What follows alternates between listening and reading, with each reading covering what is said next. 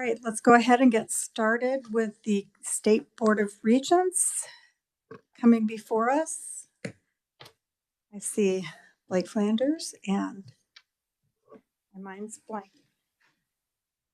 Cheat sheet. Madam Chair, Representative Carmichael, before that happens. Yes, sir. First, I don't have any video from the committee room. It says 582 North Committee Room, but then it's a circle with a squiggly something in the middle of it. And second, did we have a roll call or approval of the minutes? I've been sitting here, but unfortunately, I've been muted, so I couldn't get into any conversations or tell what was going on. Oh, I apologize for the muting. You and the senator were having a private conversation, and we decided we were talking cut about that off. Santa Claus and whether my wife was naughty or nice. Yeah, but which I didn't need to hear. So we well, that's muted you okay. for the But moment. have we had something go on in the meeting that I haven't been able to participate We haven't in? gotten anywhere, sir. We're just now getting somewhere. The chairperson is here. This is Senator McGinn, and the video comes in and out, so I can see it part-time, but I would appreciate a roll call. Thank you. Thank you, Senator. And I can't see anything still from the committee room.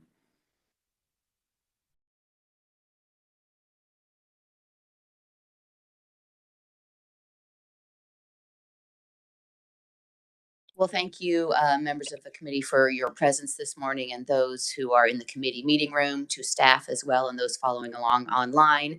We do need to ensure that we have a quorum.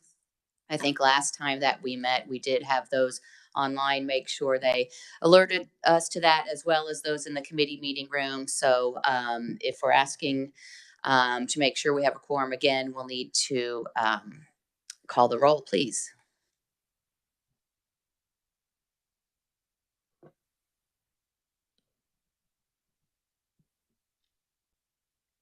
Senator Warren. Present. Representative Wassinger. Present. Senator Faust-Godot. Present. Senator Corson.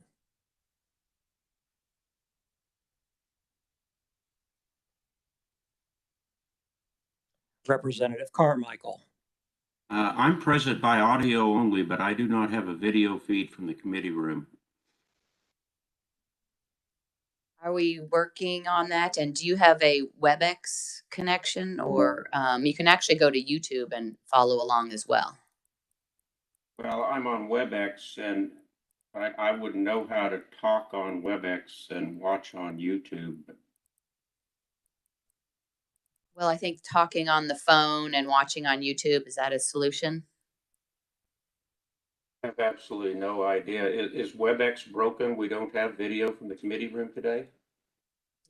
I think the best thing we can do is just have you look on YouTube and listen via WebEx so that we can go ahead and get started.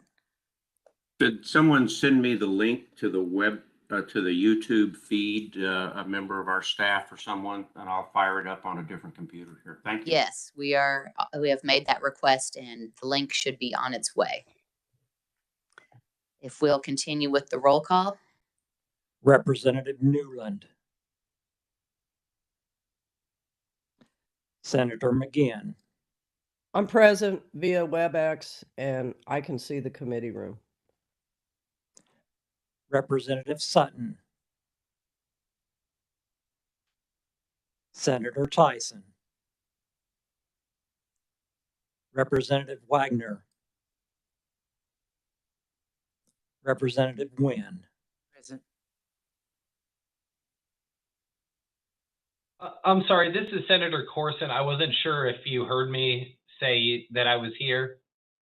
We did not, Senator, but we were told that you were present online. So we've got you recorded as present. Thank you for confirming that.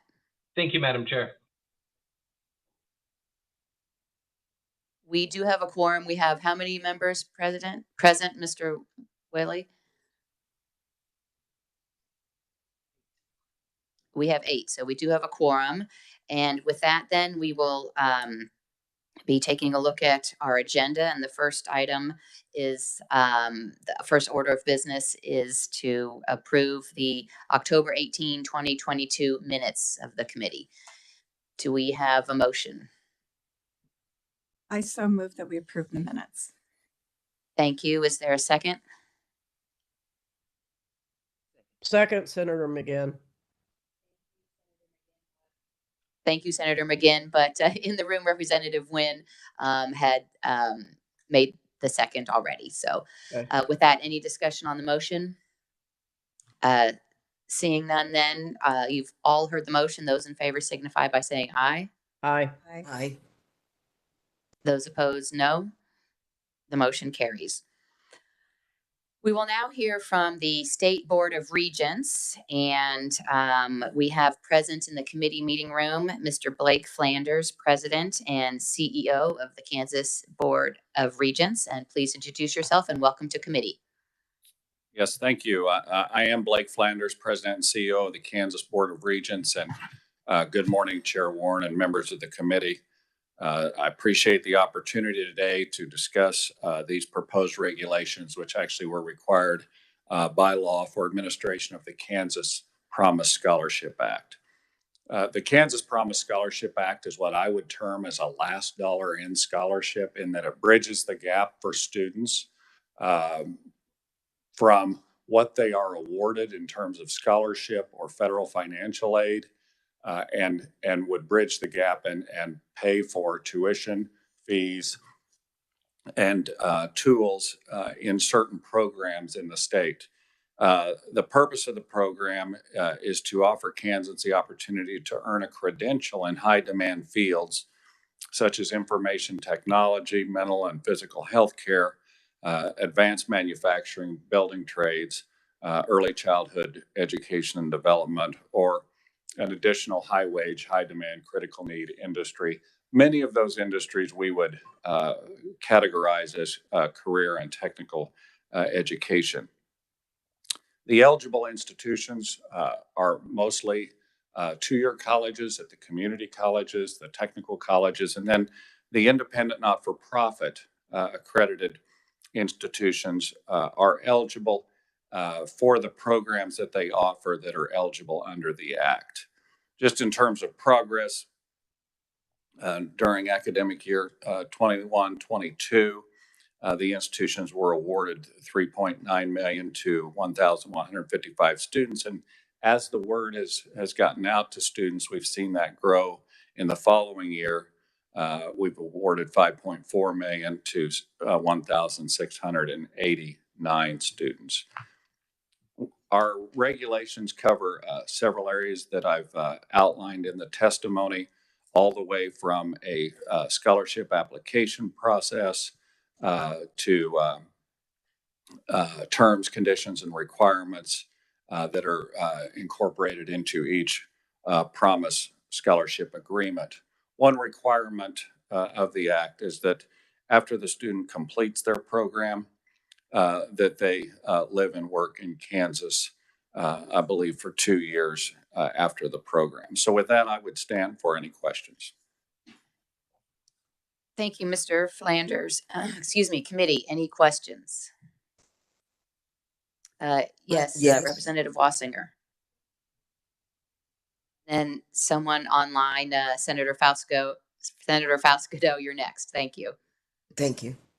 Thank you, Madam Chair. How is this Promise Scholarship divided up between Regents universities and private and OTech?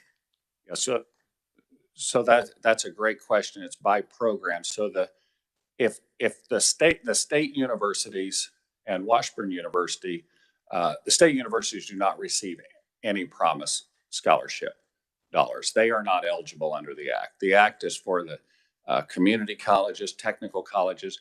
Washburn Institute of Technology, that's affiliated with Washburn University, is eligible. And then some programs at the private independent, we say that they are the private colleges, but they're the independent, not-for-profit colleges.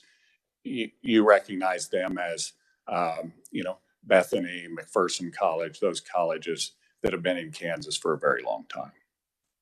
So the state universities are not eligible. All right. So with the community colleges, public community colleges, how is that divided up? I mean, do you have a percentage that goes towards the public schools versus the private schools? No, we actually disperse 4 times per year. And so it's just on a first come, first serve basis. Now, currently, what's been positive is the legislature has allocated for 2 years. So one thing that is difficult with scholarships is the season of the legislature um, is difficult in terms of making awards. So if the dollars come in May, many of those students have already made decisions for the fall of the year. And so an institution's in a little bit of limbo, knowing whether or not they're going to have the resource or not. So this isn't divided up in that way. We don't push the money out to the institutions and say, go ahead and award. They're reimbursed as they award. So the more students you serve, the more dollars are going to go to your institution, but they really go to the student to pay for costs at the institution, if that makes sense. So we do not have predetermined set amounts for each institution. Thank you, Madam Chair. Thank you. Senator Faust-Godot? Thank you, Madam Chair. Regarding the funding, the scholarships that are awarded to students, how are they made aware of this particular scholarship program? And do they have to be already enrolled, or can they apply even if it's their first year of college? Thank you, Madam Chair. So I'll take the second part of the question if I could first. They can apply at any time. So they just need to apply as they enroll after they exit high school.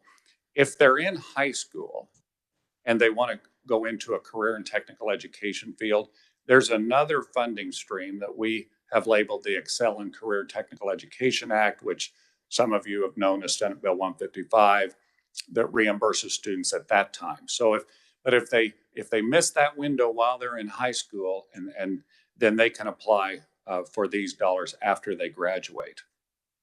The second part of the question, could you repeat the other? It's do they have how is that information disseminated out to them? Yes. How do they find out about it?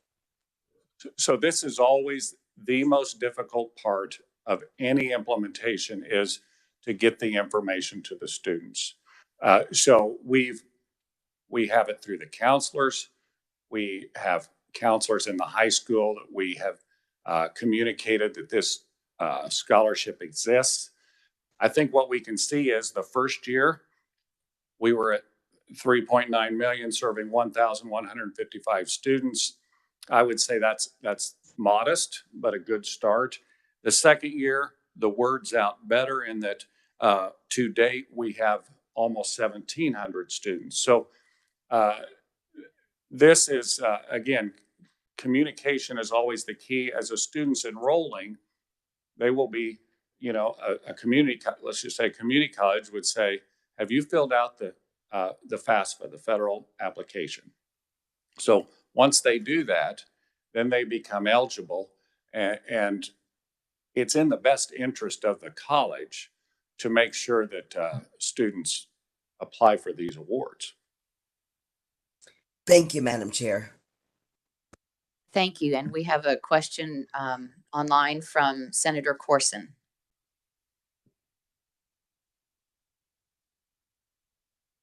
Oh, sorry, Madam Chair. I inadvertently had my hand raised.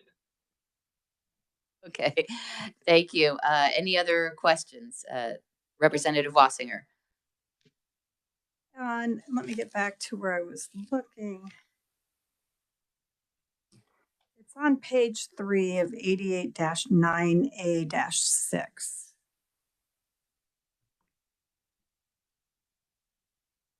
Seems that these are a little bit vague. Fails to meet the requirements of the agreement only after making the best possible effort to do so. I think that should be spelled out. Does not make sense. And then the best possible effort would be determined by the student financial aid, director of student financial aid. Is the So we student of financial, the director of financial aid, do they have this much power to do that? To say, yes, you still get this. No, you don't. Yeah, so we would determine that if they've made an effort. It says that the director of student financial aid would do that. Mhm. Is That's- that normal to give that kind of power and no one else looks at that? Yeah, so I don't think, I wouldn't say no one else would look at that. If we were making a decision on if effort was made, we had some flexibility there, that wouldn't, although that's assigned to that individual, that person wouldn't make that decision in a vacuum. I don't see that listed here. And I think that that should Okay. be included, that there should be a group of people making that decision. So it's not just one person, perhaps, that's kind of outside of the loop, other than for the financial aid part.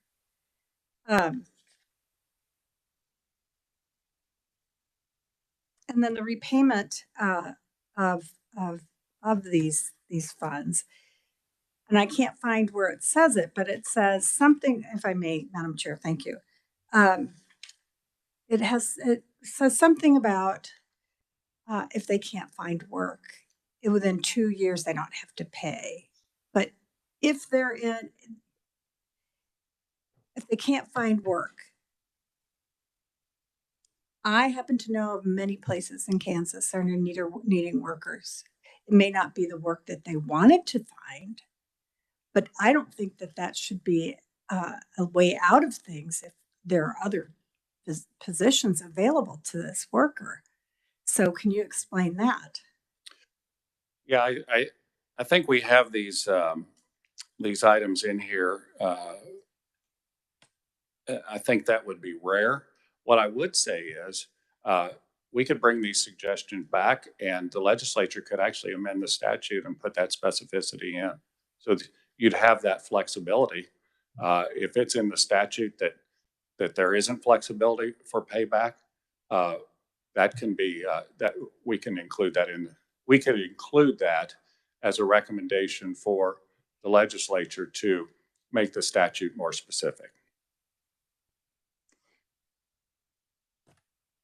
Well, I think, and forgive me for, if I may, Madam Chair, I think you've made a lot of decisions on your own. So I think something like that should be looked at by the Board of Regents and brought back.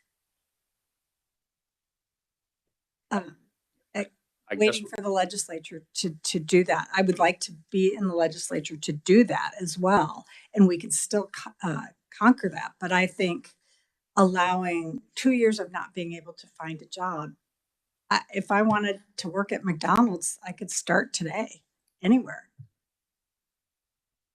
Walmart is short of people. I'm sure everywhere else is. So, you know, the legislature, come here, get a job. We'll give you some work. So I find that's a big problem. Okay.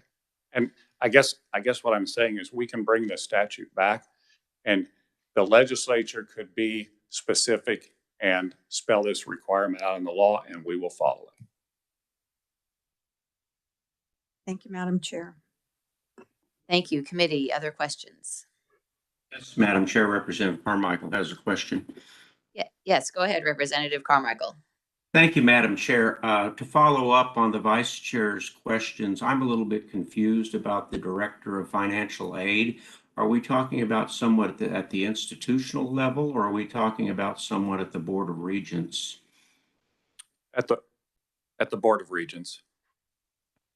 My second comment was that I understand the Vice Chair's concern, but I certainly would not want the agency to undertake to impose additional requirements on the receipt of this aid or the payback of this aid that are not provided for by the legislature and statute. And so I would certainly hope that the agency would not undertake to impose additional or different requirements than those contained in the statute. And I think, as Mr. Flanders suggests, if we need to fix the statute, then that's on us as the legislature. And I don't think any of us want the agency to start making law. Thank you. That's a good point. Of course, we don't want the agency to start making law. That's the prerogative of the legislature. So do we have other questions, Representative Wassinger? Sorry, I do have one more. The requirements to get this scholarship is saying that you have to prove that you have completed your program within the community colleges. You have to prove that, and did they find your degree complete? Wouldn't the institutions already tell Kansas Board of Regents about that? So Giving them the proof of graduation. Why would the student have to re-provide that? It just seems like double. I'm going to have to get back with you on that. I'm just a little confused by the question. So I think I understand where you're going. I just need to I don't have that information. Okay. I'll get back to you. Thank you very much. Thank you, Madam Chair. Committee, other questions? Seeing none, then thank you very much for coming to committee today. We appreciate that and appreciate your testimony as well. Thank you. Thank you. Next, we will hear from the Kansas Bureau of Investigation. Oh, I'm sorry. Okay, sorry.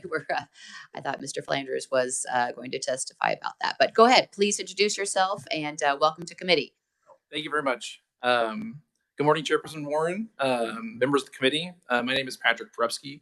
I'm a laboratory operations manager at the Kansas Bureau of Investigation Laboratory. Here before you today. I'm sorry. Wait a minute. Were we concluded with the Kansas Board of Regents? Okay, let's go ahead then and conclude with the State Board of Regents then. Please introduce yourself and welcome to committee. I'm not nearly as tall as Blake. So my name is Crystal Puderbaugh. I'm a director for academic affairs at the Board of Regents office. And I thank you for your time this morning to discuss some proposed regulation amendments to several regulations that are administered by the Board of Regents, including 2 new regulations. So as Blake kind of described, the Board of Regents is the governing board of the state universities and coordinating board of the community colleges and technical colleges. But what I'm talking to you about today is regarding the board's regulatory authority over private institutions. And just for some clarification, as you discussed, institutions such as Baker University, those are the independent institutions is how we refer to those institutions. And those are institutions that have a longstanding history in Kansas and are exempt from the act and not under the authority of the Board of Regents. Today, what I'm talking about are the institutions that are required to seek approval from the Board of Regents under the Private and Out-of-State Post-Secondary Educational Institution Act. So these are institutions such as the Kansas Health Science Center, Rasmussen University, smaller institutions such as Heartland Welding out of Wichita, and Apex CDL Training. Under current law, the private and out-of-state institutions wishing to operate in Kansas must first obtain a board-issued certificate of approval. And to qualify for this this certificate, they have to submit an application to our office for review to demonstrate that they meet minimum requirements established by the Act and the regulations. And once an institution receives the certificate, they must submit an annual renewal application in order to demonstrate continued compliance. In 2021, the legislative session amended the statute of the Act, and those amendments were passed and became effective July 1st of 2021.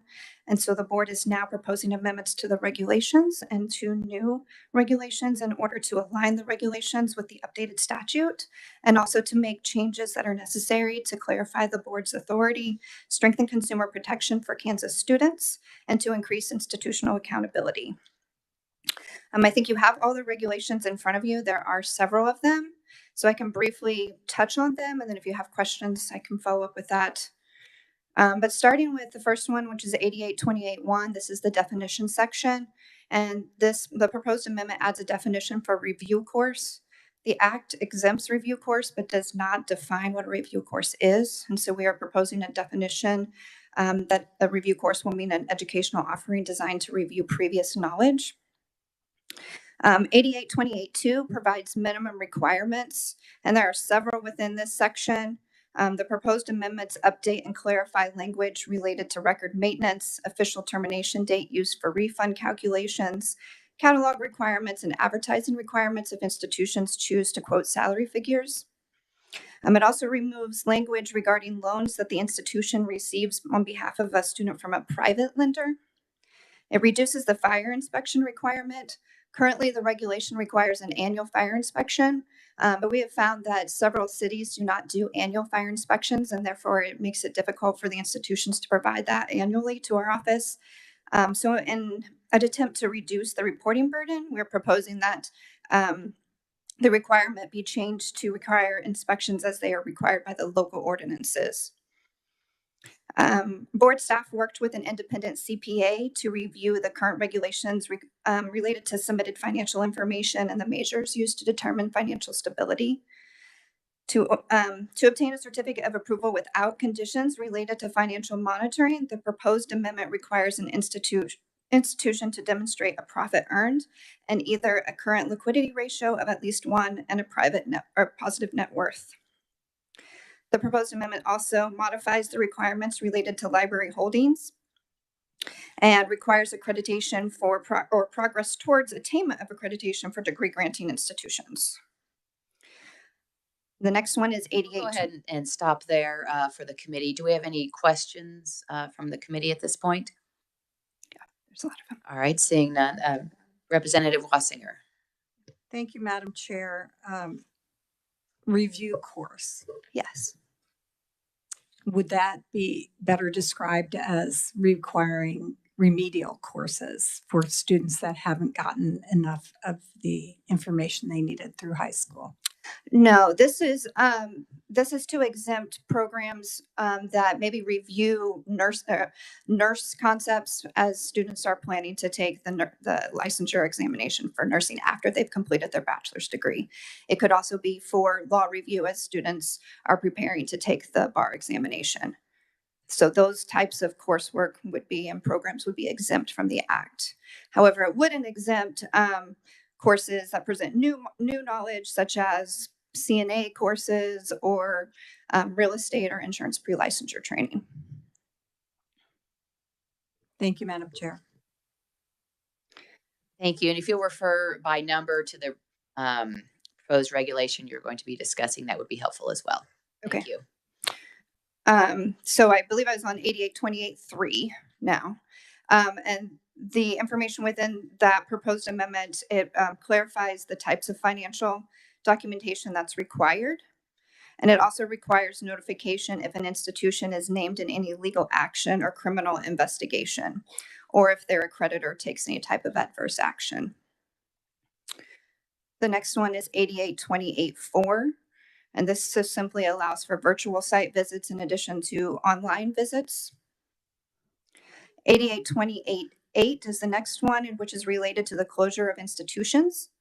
The proposed amendments expand procedures for institutions that are closing to require specific information and documentation and a process for the transfer of student records upon closure. So that is the amendments to the current regulations. We also have we're proposing 2 new regulations, 8828. Let's pause You wanna again. pause? Okay. For any questions from the committee? Madam Chair. Yes, Senator Faust Godot. Thank you so much, Madam Chair. Can you define closure? You said closure of schools, and I missed that. Can you clarify? Thank you. Sure. So when an institution chooses to either voluntarily or involuntarily decides to close the institution, we're proposing some specific requirements that the institution must provide information as far as like how to contact that owner if we need additional information. The notice that is provided to the students if they have current enrollments at the time that they close. And then also one of the most important thing is the plan for the transfer of student transcripts, because if the institution closes, then those transcripts come to the Board of Regents office so that we're able to provide transcripts to students as they need them for employment or continued education. Sure. Okay. Thank you. Thank you, Madam Chair. Sure. Thank you. Any other questions to this point? All right. Yes, Representative Nguyen. And thank you. I don't see it, and I know it's here probably, provisions for if there's any funds that must be reimbursed to the student or something. Is that included in the closure? Correct. Yeah, that actually is part of it. It's kind of a ledger of if there's a balance due to the student. That's part of it's part of we have a closure form that they have to include, and that actually provides a listing of students that are currently enrolled, where they are in that program, how many hours they have to complete, if there's transfer plans for that student, and then if there's balance due. What provision is that? It may not be specifically actually listed in there. It's part of the closure form. So we are in 8828.8. Right there. Representative, could you make sure your microphone is on? So, okay. So it's a little bit difficult for those in the room to hear. Thank you. Yeah. Thank So you. it is 8828.8A3. It's a list of current students, including contact information, the program in which the student is enrolled, expected graduation date, and any potential refund due to the student. Thank you. Thank you. Committee, other questions? Seeing none, then please go ahead and continue. Okay. The two new regulations, which are 8828.9 and 8828.10, they establish standards for ownership changes and provisional certificates of approval. 8828.9 will require the submission of a change of ownership application and associated documentation. The new owners will also be required to certify that the new owner will honor the terms of current enrollment. And then 8828.10, the proposed amendment will allow the board to issue a provisional certificate of approval to institutions seeking degree granting authority, but that have not yet achieved institutional accreditation. This provisional certificate will constitute authorization to operate in the state, but under certain conditions, such as reporting or securing new or additional bonding as authorized by the Act. Are there any? Thank you. Committee, questions?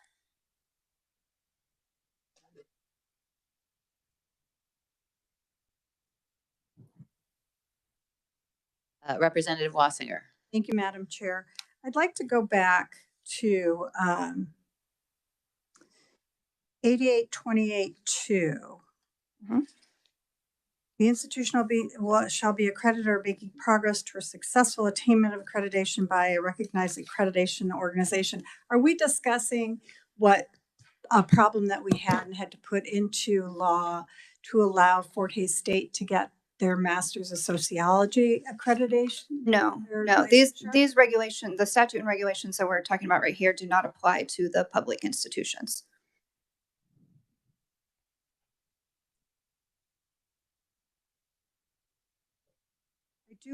I do have a question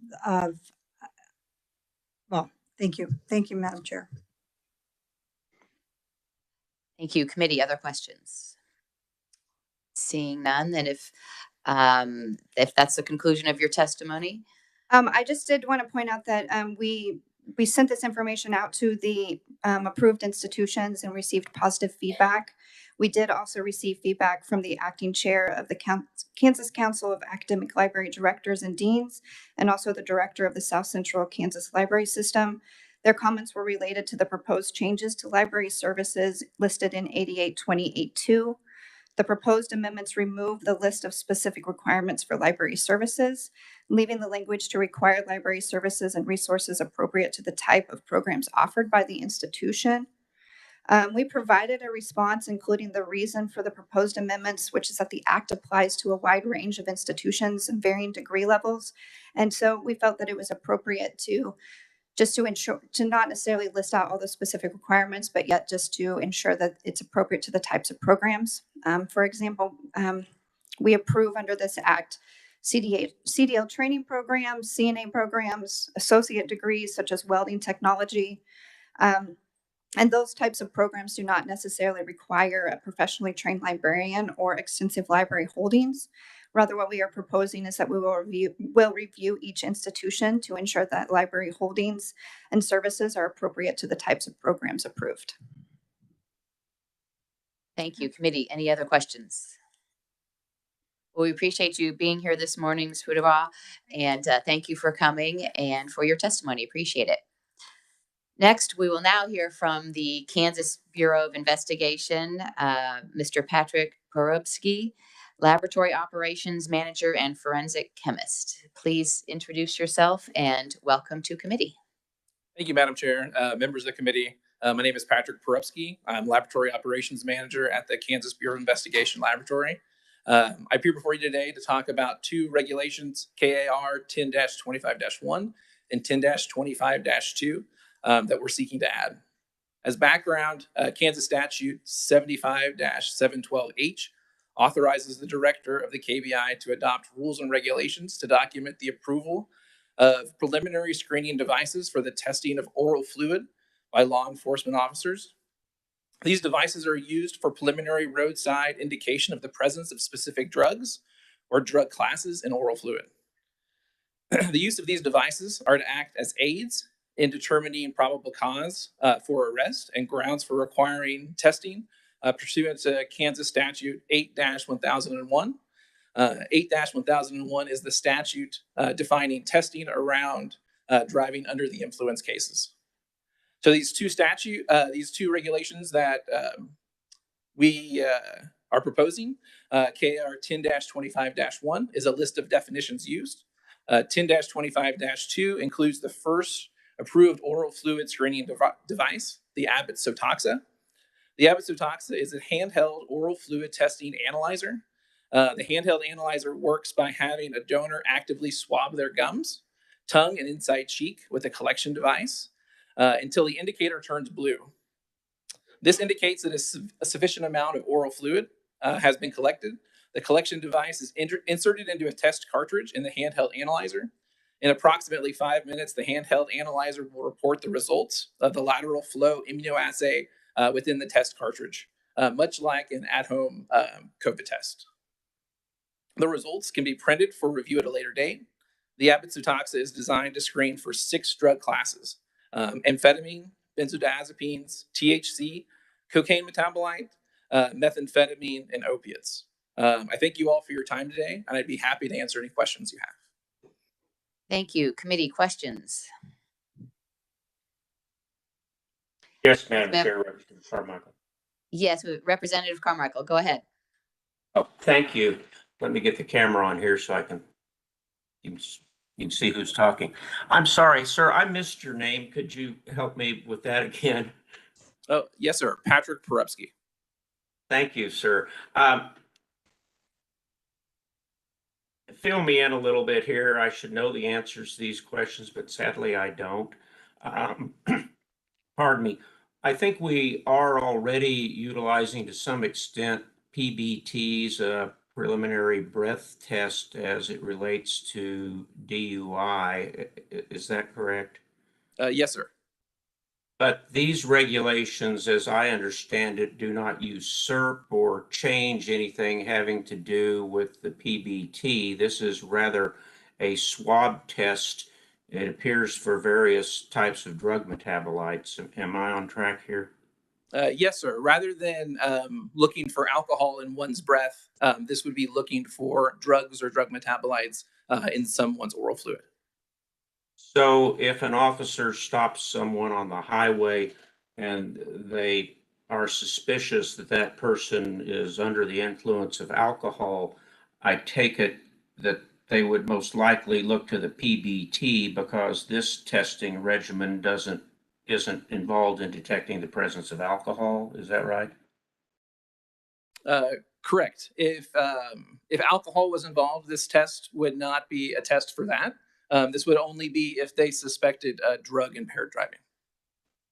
I have some concerns when we start talking about metabolite type testing, particularly as it relates to THC, and that has to do with uptake times, but also whether or not the presence of certain metabolites of THC are in fact evidence of current impairment. Now, as I think I listened to the list of metabolites that you're testing for here, THC is not among them. Is that correct?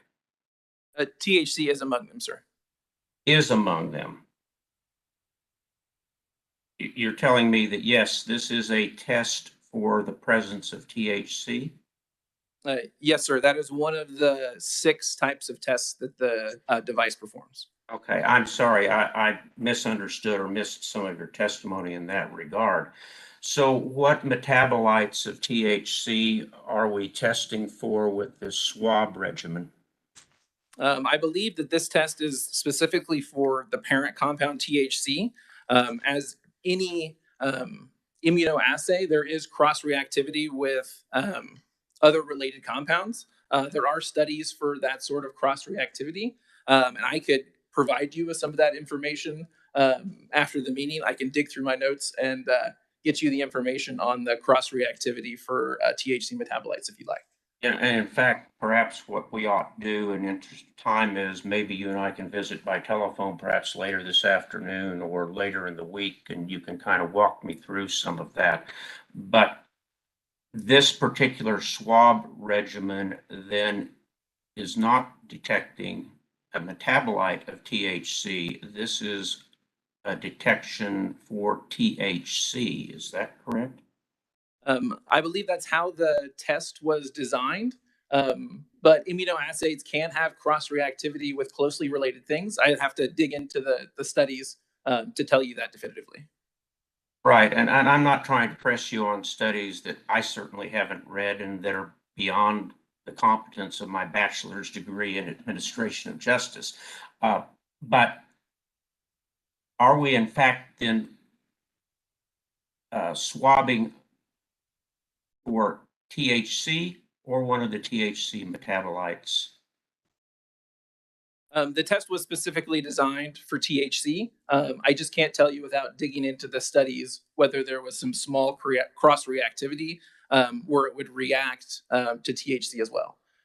Much like it tests for many different benzodiazepines, like alprazolam, clonazepam, that those would all test positive for the same test. I'd have to look into if any of the THC metabolites cross react with the test designed for THC. I think I'm generally following. So this test, if there is a positive result, does it tell us whether this person might be under the influence of benzodiazepine versus THC versus amphetamine, or does it just test that there's a possibility this person is under the influence of a whole laundry list of possible impairing compounds? It would give specific results for each of those 6 different classes that it tests for, and which of those were positive and which of those were negative. So if someone is swabbed and it comes up positive, it would give an indication as to whether the possibly impairing compound or agent is THC as opposed to amphetamine, benzodiazepine, or something else? Yes, sir. And if there was I'm sorry, go ahead. No, please. If it was a multi-drug sort of case, it would say positive for benzodiazepine, positive for opiates, positive for whichever tests in the immunoassay it was positive for, and negative for which were negative. If we turn to existing law as it relates to THC impairments, I believe, for example, in the context of the Workers' Compensation Act, perhaps even in the criminal law, there are certain cutoff values for THC or its metabolites that do or do not result in a positive test. And is there anything similar in this preliminary screen? In other words, if Lord forbid I should have a minimal, very minimal amount of THC in my system or in my saliva, is there some way that this test differentiates between an impairing level of THC as opposed to a non-impairing level? And I ask that because we have some specific statutes about what levels in urinalysis, I believe it is, are quote unquote positive as opposed to below the detection or the positive threshold. I'll have to answer your question kind of in 2 parts. So like any analytical test, there is a threshold for when it says whether a test is positive or negative. In this device, it's set analytically for what that positive threshold is. I don't know of the Kansas per se laws on what level of THC is defined as impairing. I wasn't aware of those laws. I would be happy to compare those with you if we have a conversation offline to what the thresholds are for this instrument compared to the values you're referring to. And before we have that conversation, which I do look forward to, how do we know then? I'm going to interrupt for just a second, if I may, Representative. I think the offer to talk on offline on some of these in depth, which I appreciate the deep dive. There seem to be getting a little far afield from what the regulation is looking at. It's simply the device and some definitions. So if we have a question related to that, we'll entertain that. Otherwise, we have 3 other committee members waiting with questions. Well, I'll certainly be glad to defer if you'd like to come back to me so that other members have a chance to ask questions, or I can rephrase my question so that it specifically relates to this particular assay that we're being asked to approve. I'll be glad to follow the chair's direction in that regard. But I do have important questions that I think need to be asked, even if not answered here today. Of course, and it's been offered to speak offline as well. And let's see if with the questions from our other members, whether some of your questions are answered in the meantime. And if not, we can see if we can circle back to yours if they're related specifically to the regulations. So with that, I look forward to that opportunity, Madam Chair. Thank you. Great, thank you. And with that, then we have had a hand raised from Representative Sutton, then Senator Faustigow, and then Senator Tyson. Thank you. Please go ahead, Representative Sutton. Thank you, Madam Chair. Mr. Perupski, this sounds like brand new technology. Am I correct on that? Or relatively new? I don't know when it's been developed. It's been used in other countries for years. This is a new technology to be used in our state, and that's one of the reasons that we're executing this regulation. Excellent. Now, one of the big drawbacks, one of the big arguments from law enforcement regarding, and we're going to go back to THC here, is the fact that any testing really only tells whether or not it's been used in the last 30 days, not whether you're currently impaired. Is this the golden key to actually let us know if someone is operating machinery of one type or another impaired? No, sir. This is just another tool in law enforcement's tool bag to determine whether a drug is present. That drug being present does not imply impairment. That would still be up to the officer's evaluation. Right. And how long could these chemicals stay in the saliva, in this case, and still test positive? Are we still looking at that 30-day window? No, this is more like hours. There are studies that have talked about things being able to be analyzed after a few days, but those were in special circumstances. And with oral fluid, it's difficult to cast a broad net. So these mirror concentrations in the blood, but the concentrations can vary dramatically because different drugs pass into oral fluid more rapidly than others. Some concentrate in oral fluid and some do not. And some drugs can hang around in oral fluid. So like if marijuana was smoked, that THC can hang around in the oral fluid rather than having to pass from the blood back out to the oral fluid. So it's a little bit of a different situation on each drug class, but we're talking more like several hours rather than several days. I think that's remarkable progress. Excellent. Thank you very much. And thank you, Madam Chair. Thank you. Senator Faustigow. Thank you, Madam Chair. And Representative Sutton addressed one of my questions. Although, Mr. Patrick, you mentioned that this device would be used if the stop was made, if the highway patrol or police officer suspected impaired driving, and so or drug impaired driving. And so it kind of sounds like a pretext stop. So how would one know if one's driving and the sun comes up and I reach over to get my sunshades and the wheel turns a little bit and now you stop me because you think that I'm driving impaired? And so are you saying at that point, once you stop me, now you would be able to use this device? Can you elaborate? The statute that defines the use of this device is the same statute that defines the use of preliminary breath tests roadside, where that an officer can ask, but it's not a requirement. So this is still a voluntary test that would be offered roadside or be requested roadside. No one would be required to take this test roadside. And if it was refused, then there would have to be other probable cause that the officer would have to use to obtain a warrant, to obtain a blood sample, as defined in statutes. So this would not be a requirement. It would only be another tool the officer could request to use on someone that was pulled over. And Madam Chair, if I might just follow up, thank you. Also, Mr. Patrick, you mentioned that this would be like a COVID home test. And I do know that some of the home testing for COVID, some of those results have been inaccurate.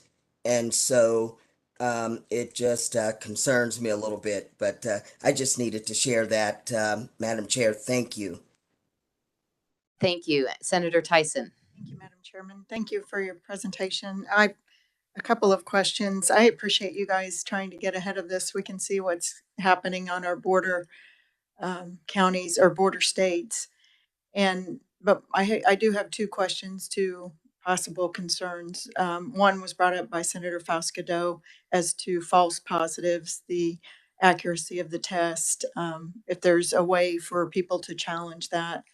And also with the rules and regs, it doesn't touch, it's silent on the issue of collecting the DNA.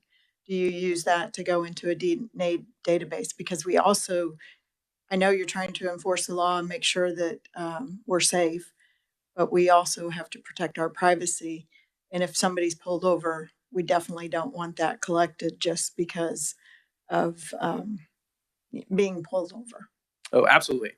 So that would not be taken for DNA testing. Though the cartridges that are used roadside would never even come to the laboratory. Yes, ma'am. Thank you, Madam Chair.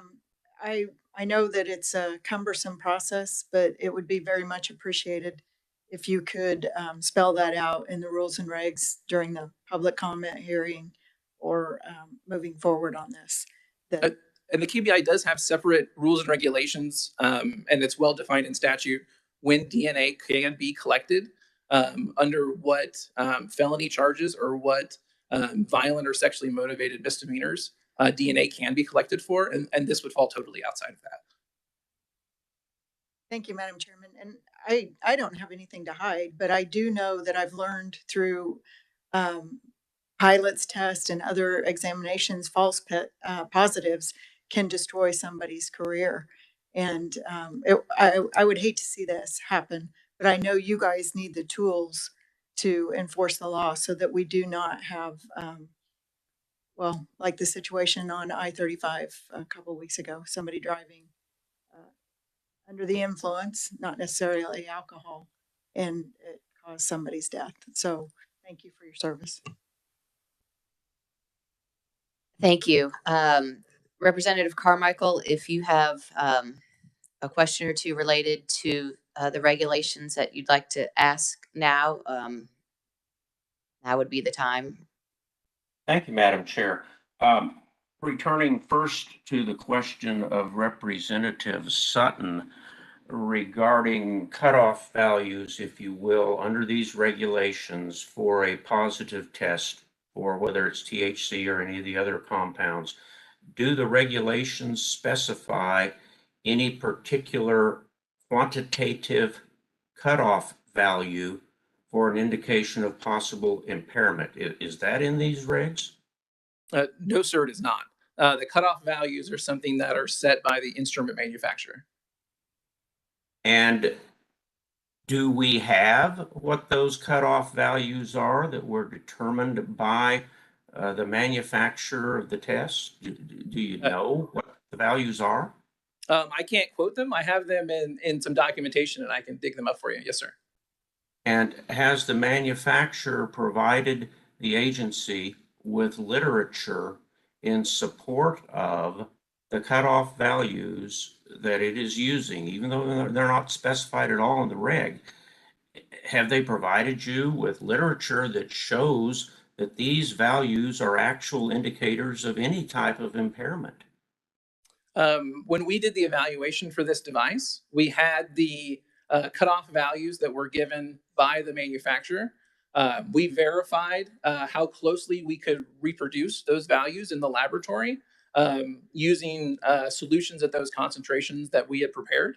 And then we compared those values to what national organizations in forensic toxicology recommend for these testing. And so that's how we did the evaluation. But there's apparently nothing that ties the presence of what we're doing under these regulations to actual impairment. Rather, it's just a level that, as far as I can tell, a manufacturer arbitrarily set that turns the tube blue or green or whatever color. Is that the way it works? Well, yes, this would not give information about impairment. It would say that drugs were present, but it would be up to the officer's evaluation in the field whether someone was impaired by those drugs. Madam Chair, I don't want to take any more of the committee's time with the questions, but at the appropriate time, I'd like to address comments that I think ought to be included in our report. Thank you.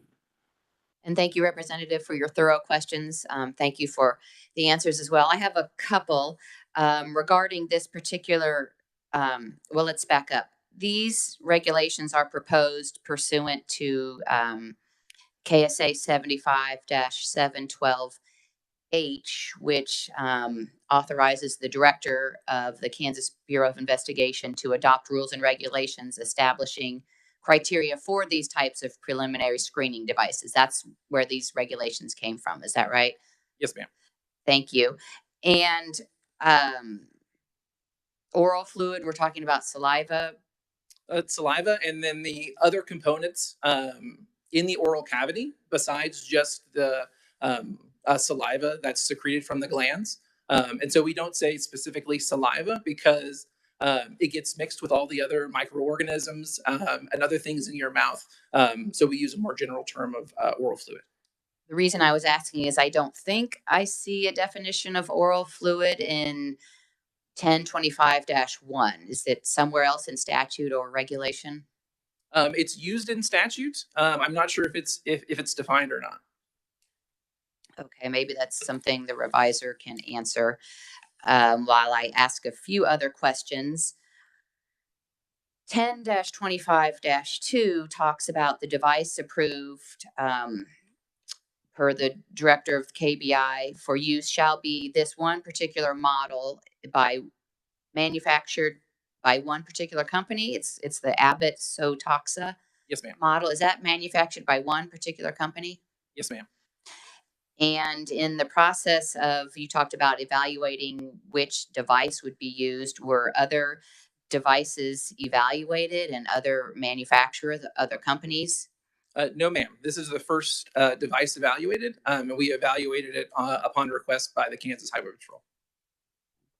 And happy to see the folks working together. Are there other models out there? Because when we look at, the authorizing statute for the director 75-712H, it provides, a list of preliminary screening devices. So it could be multiple. And I'm just wondering, is this the one that was evaluated and it was the best? Is it the only? was it the first and it was good enough, or where were we that we ended up with one model? Maybe no others exist. There are others that exist. This was the first one that was requested. We have a oral fluid advisory committee where we have sat with officers from the Highway Patrol, and they made it sound like that additional requests would be made for evaluation of additional devices. But this was the first that was requested and the first evaluated. And I assume Abbott produces the Sotoxa model? Yes, ma'am. And do you know where they're located? I do not.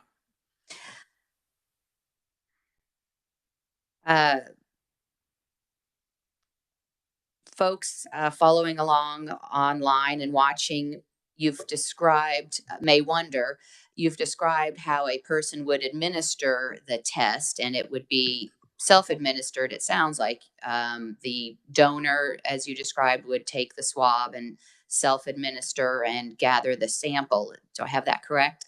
Yes, ma'am. Under supervision. Under supervision.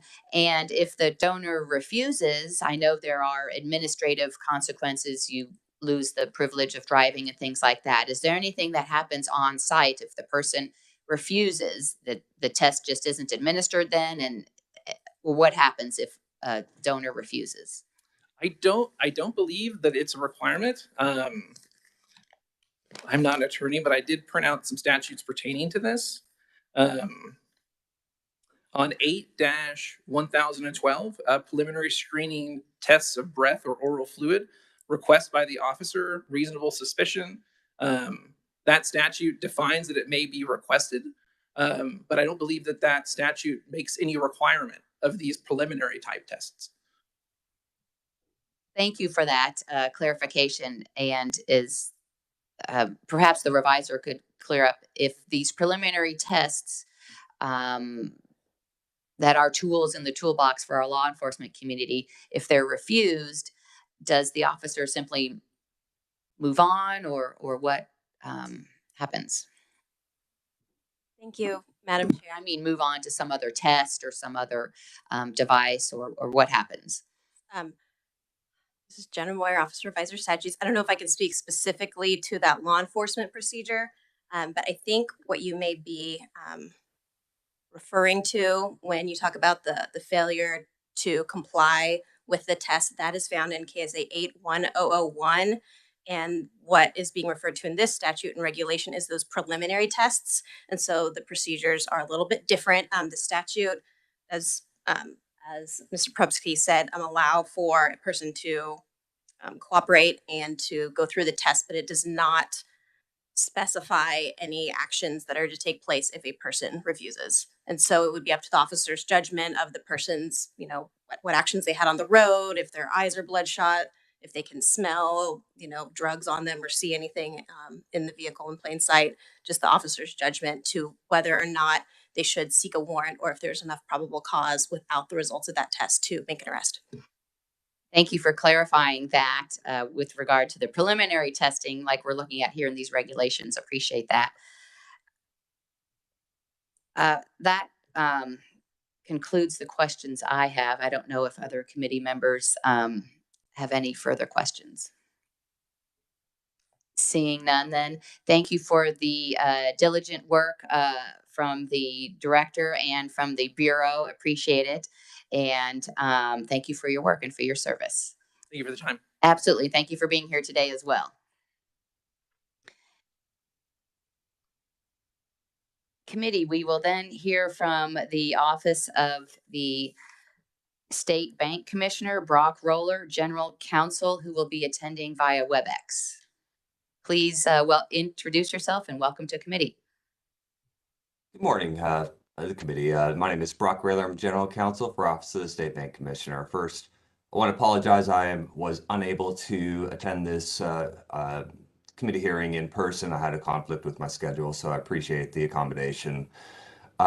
Just so you know, the Office of the State Bank Commissioner regulates state chartered banks, and we look at safety and soundness of the bank. Today, what we have before you is a new regulation, Regulation 17-11-24.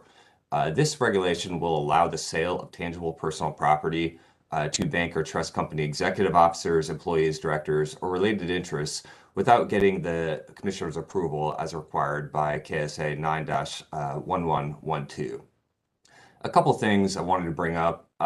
First, there is no commissioner's approval to sell tangible property to non-bank executive officers, employees, directors, or related interests. And banks do that to get assets off their books as quickly as possible, since banks do not like to hold tangible personal property on the books for a very extended period of time. This regulation really puts our longstanding policy into law, that if the personal property has a vehicle identification number or a whole identification number, we would allow a bank to sell that at the average trade-in value, provided they have documentation of a nationally recognized value reporting service, or at the accounting book value if it is not if the property does not have a vehicle identification number or a whole identification number.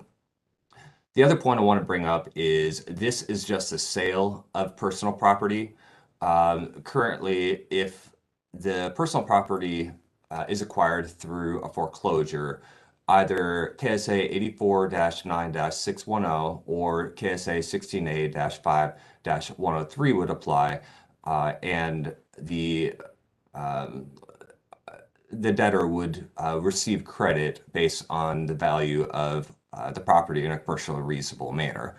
This merely allows a bank to get rid of certain property, either office equipment that sometimes applies under the second section, or if this is foreclosed property. And with that, I will certainly stand for any questions. Thank you very much. I saw that Representative Carmichael had raised his hand. So Representative? Thank you, Madam Chair. I think I understand what we're talking about when we're discussing repossessed collateral, such as a motor vehicle, where there is an established retail value through Carfax or actually Blue Book. Kelly Blue Book is, I think, what people often look to. But I'm also concerned about other types of personal property that might be taken from the debtor through foreclosure or a voluntary return of the property, such as, for example, a racehorse. Bank may make loans on a racehorse, but there's no established market. The value of each horse is a matter of speculation almost. Is there any way that there is some assurance to the borrower who is in default that this property will actually be disposed of in a commercially reasonable manner, particularly when we're talking about potential self-dealing between officers of the bank or with officers of the bank, rather than a retail sale at auction, for example?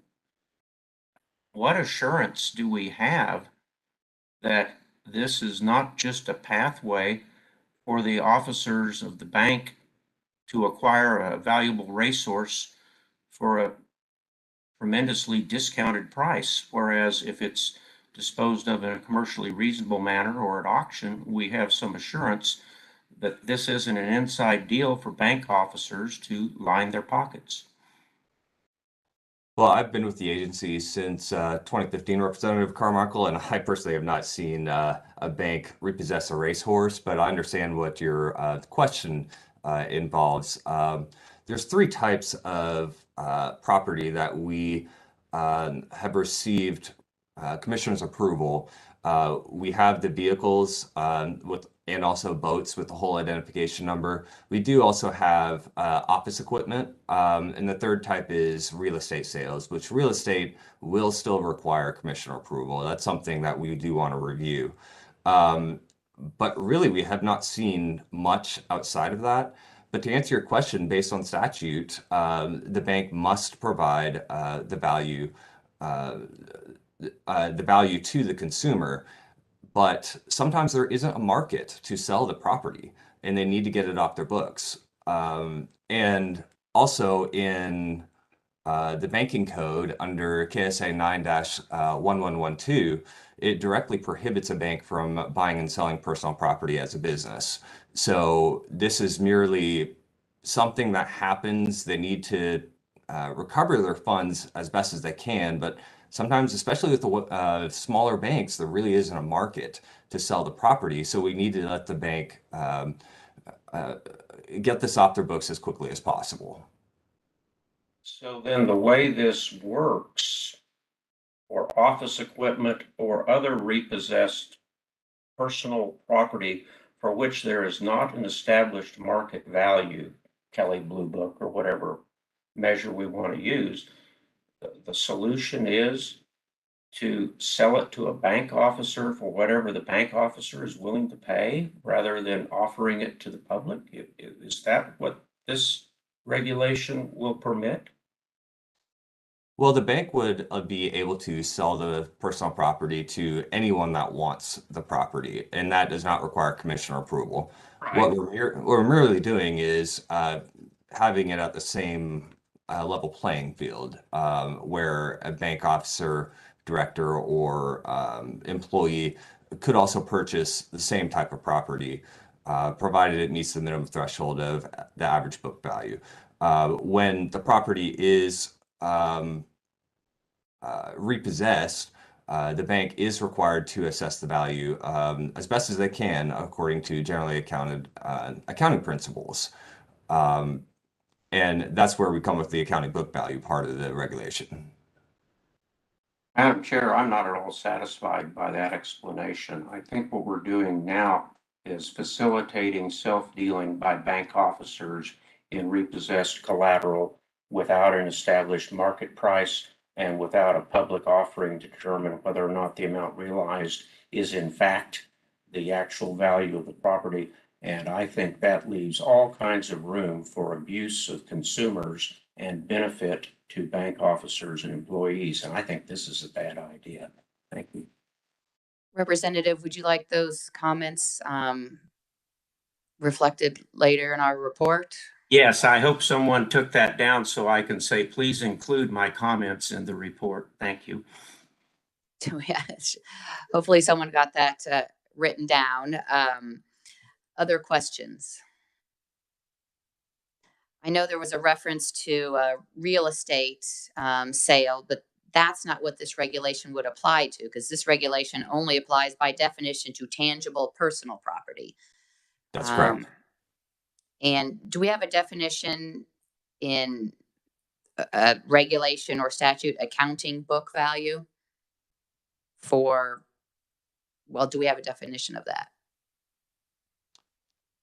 We do not. We expect our banks to follow generally accounting principles, and their books are valued according to that. So there's really no definition at this point, other than if it follows GAAP, then it would be acceptable.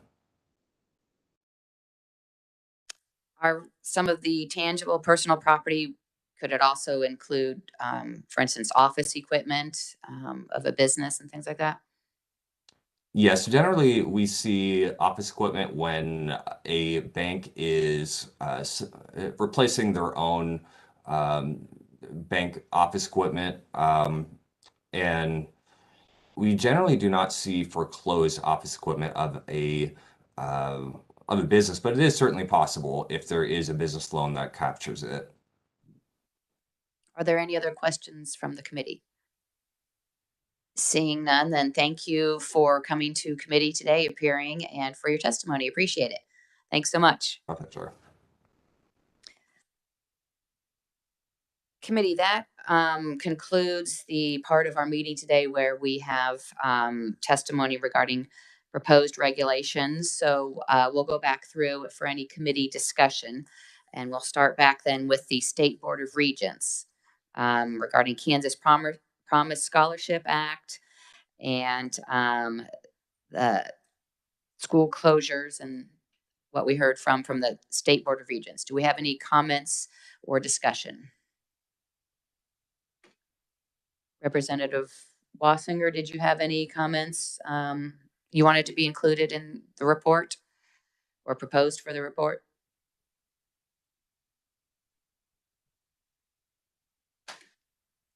Not currently, other than wanting to make sure that we look and make sure we act on the statute to make sure that someone has eyes on Kansas, the Scholarship Act, other than the Director of Student Finance.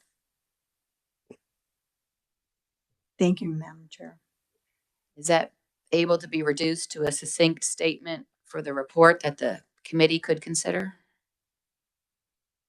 If someone wants to take a stab at that, or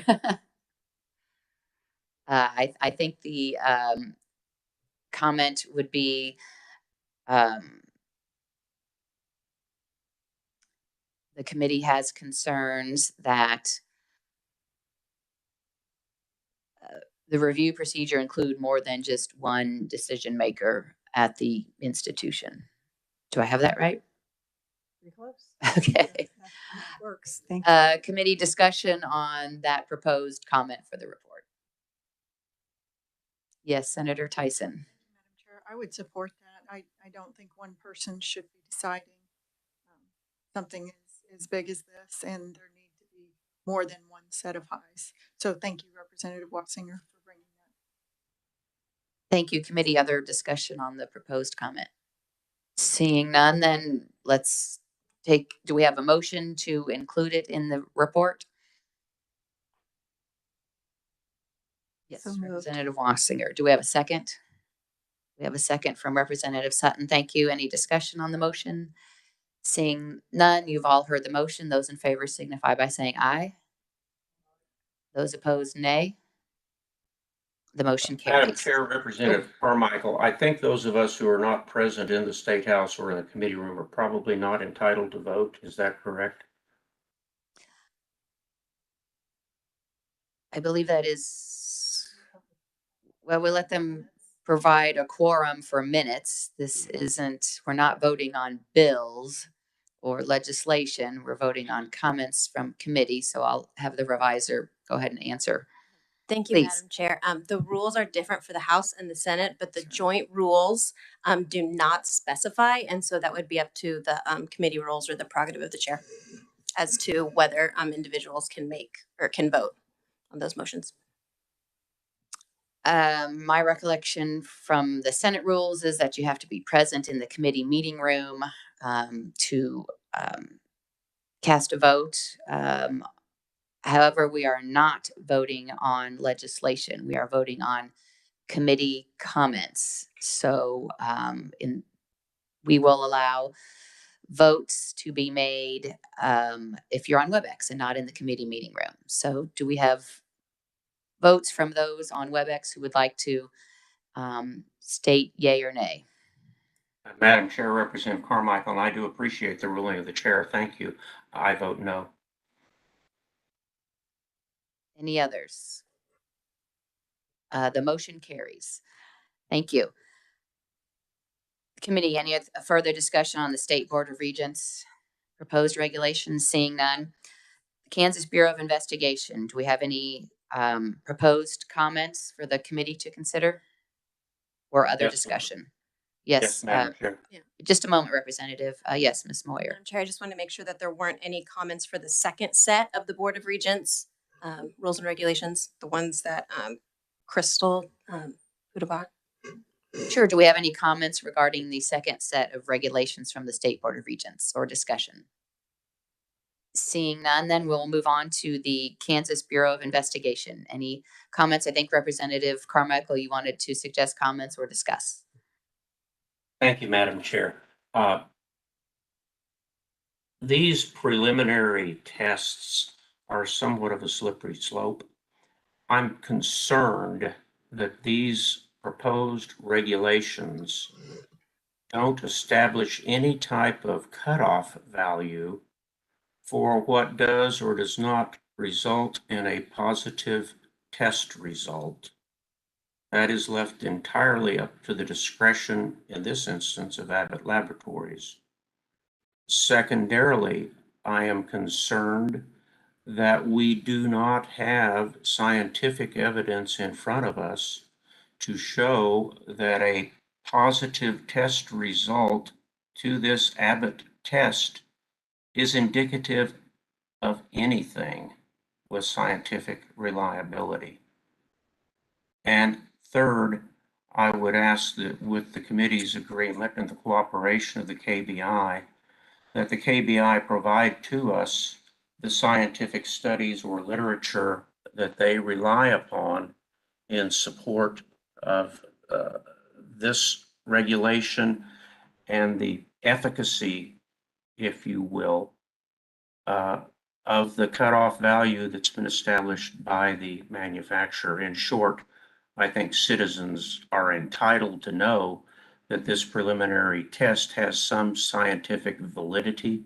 And I don't think there's been any showing of that by the agency, at least at this point, particularly when they don't even know what the cutoff value is. Representative, are you proposing that your comments be reduced to suggestions in the committee report? I'm asking, yes, that the first 2 points be included as comments of the committee.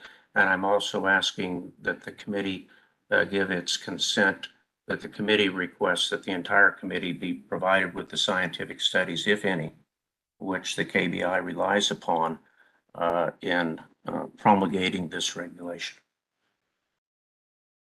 Thank you for that, Representative. I'll ask our staff members from Kansas Legislative Research Department if they're able to concisely write the comments and read them back so the committee can consider what might be included in the report. Or do you need further clarification from the representative? Jill Shelley, Legislative Research. I'll give it a first try. And then I can be corrected. The first one, I believe, is the committee is concerned that no cutoff value is provided in the proposed rules and regulations, and that is left to the discretion of the laboratory from whom that is the manufacturer of the device. That would be the statement of concern. Thank you, Representative. Is that a correct statement of your concern?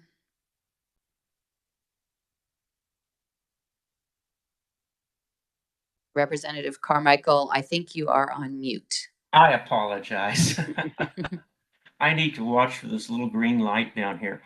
I think that Ms. Shelley has accurately reflected concern number one, and I obviously have the second concern about the absence of scientific evidence to demonstrate that this value that Abbott has established, whatever it might be, is in fact a valid indicator of, if not impairment, at least the presence of these substances or their metabolites. I don't think there's sufficient showing that this is scientifically reliable data that we're collecting, and I don't want to see people's lives ruined by a test that doesn't have a firm scientific basis established. That might be a question for a matter of evidence, whether it meets the standard to get admitted into evidence at a later point in the prosecution process, if that's where the stop goes. But before we get to the second, let's conclude with the first. Could we have a reading back of the proposed statement to be included in the report? And then if there's a motion and a second, we'll discuss and vote on it. There may be some additional wordsmithing, but the committee expresses its concern that the proposed rules and regulations do not contain cutoff values for the values that indicate a positive result for these drugs of concern. Do we have a motion? That's sufficient. I move the adoption of that comment. Do we have a second? Second. Madam Chair, Senator Fausto, I'll second. Thank you, Senator. We have a Representative Wynn had said so first. So Okay, thank you. But thank you, Senator, for the second as well. And thank you, Representative Wynn, for the second. And why I support it, it seems too much discretion. And, you're saying if it meets the level of evidence, that's after the fact, if I understand the manner in which it's implemented. Well, some of the objections raised by Representative Carmichael in I support that. That's what I'm saying. I took it to then comment on what you said. If it meets the level of evidence, well, that is after you've pulled me over and administered, correct? and that is with Most everything, and that's where my issue is. So we're on the same page. exactly. Okay. I just want to make sure your question's That's answered. correct. Other discussion? Yes, Senator Faust Godot. Madam Chair, I'm sorry, my hand was still raised from earlier. Thank you. No question. Great. Thank you for that. Committee, other questions or comments regarding the motion? You all then have heard the motion. All those in favor signify by saying aye. Aye. Aye. All opposed, nay. The motion carries. Then we had a second comment proposed. Can we get a statement of that from the from research, Ms. Shelley? Give it a go. The committee noted it did not have scientific evidence provided that a positive result on this preliminary test of what it is indicative. And then a related request is that the committee asks the KBI to provide the studies or literature that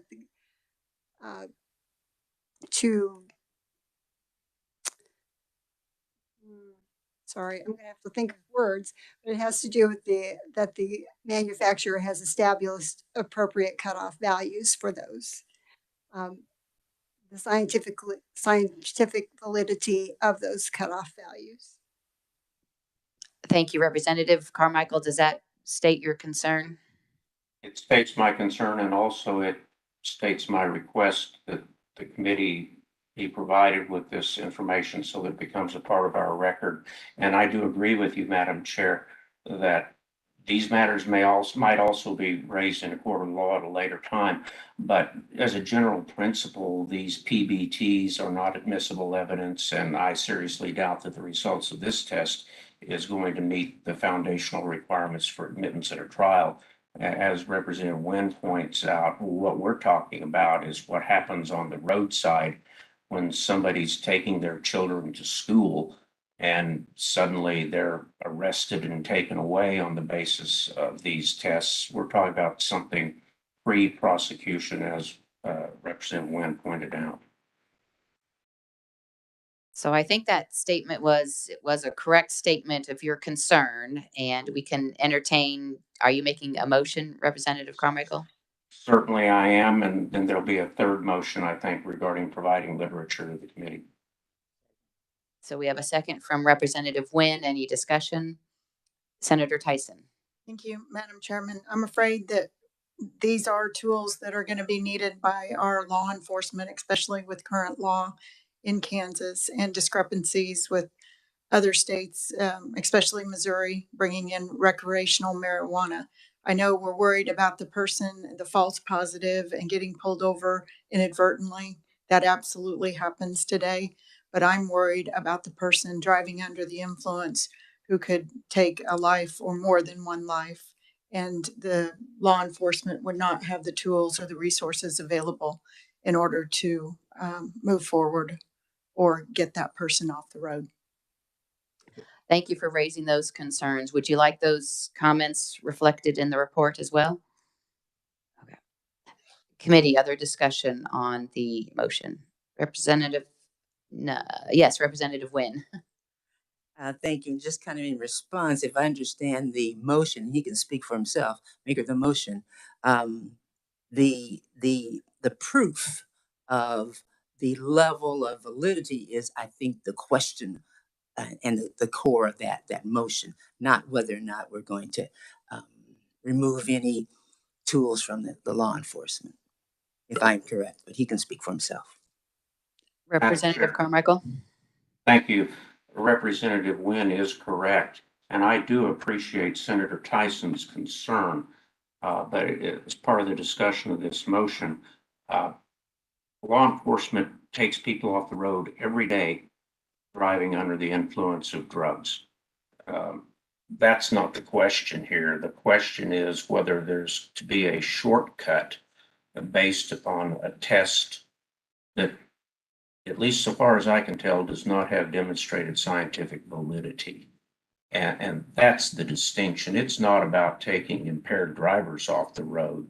It's about using a shortcut, which may or may not be reliable and could result in people being arrested and charged where there's really no scientific basis whatsoever for that decision. That's the thrust. So I think the way Ms. Shelley phrased it is appropriate, and so that is my motion.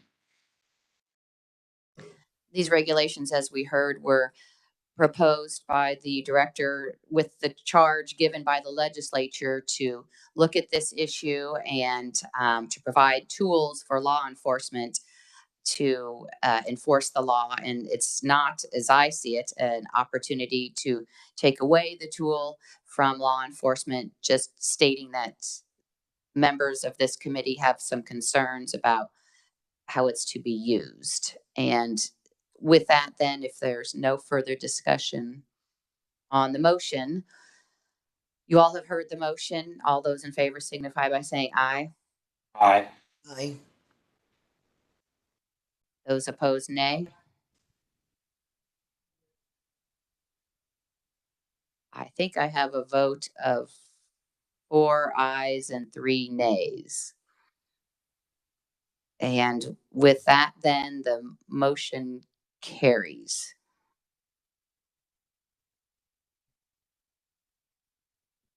Yes, Ms. Shelley. Madam Chair, with your permission, I'll work additionally with Representative Carmichael to ensure that that wording is acceptable to him. Please do. Thank you. And do we have a third then, Representative Carmichael? But first we have a question. Yes, Representative Carmichael. Okay. And the third part of what I was asking with respect to this regulation is that rather than just the KBI providing this information to me about the studies that they're relying upon, I think it would be the better practice for them to provide that information to the full committee so that it could be a part of the committee record and so that other members of the committee have the opportunity to review that scientific literature, if any, that the KBI relies upon. I'd make that in the form of a motion. Is there a second? Yes, Representative Wynn. I have a comment with we're on the cusp of a new biennium. There may be committee member changes. There will certainly be a change in chair because we switch every other year from Senate chairing to the House. So depending on, I would think it would be a good idea to make the request that those documents be part of the committee record. And do we then, is it also necessary to send it to this current committee members if some are looking forward, not going to be on the committee any further?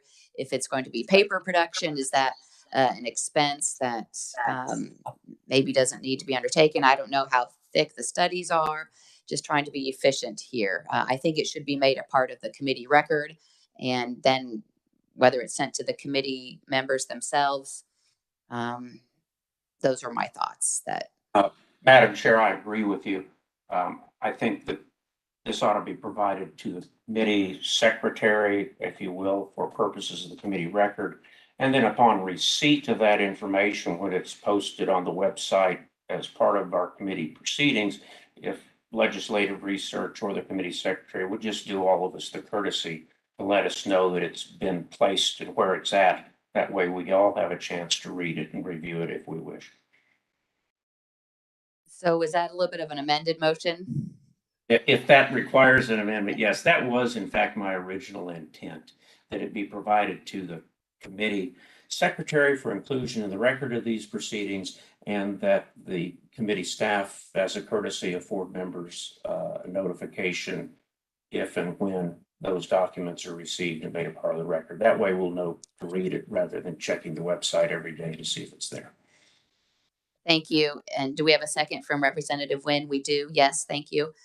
And, obviously subject to Cora and things like that to be disclosed as part of the record. Any other discussion on the motion? Seeing none, then you all have heard the motion. All those in favor signify by saying aye. Aye. Aye. Those opposed, nay. The motion carries. Any other discussion on the Kansas Bureau of Investigation proposed regulations? Yes, Representative Wynn. And thank you, Madam Chair. And I should have asked this during the gentleman's presentation. You brought up the end result of this question, but how many units are we speaking of the test? Let me just ask all together. How many units? What is the projected value?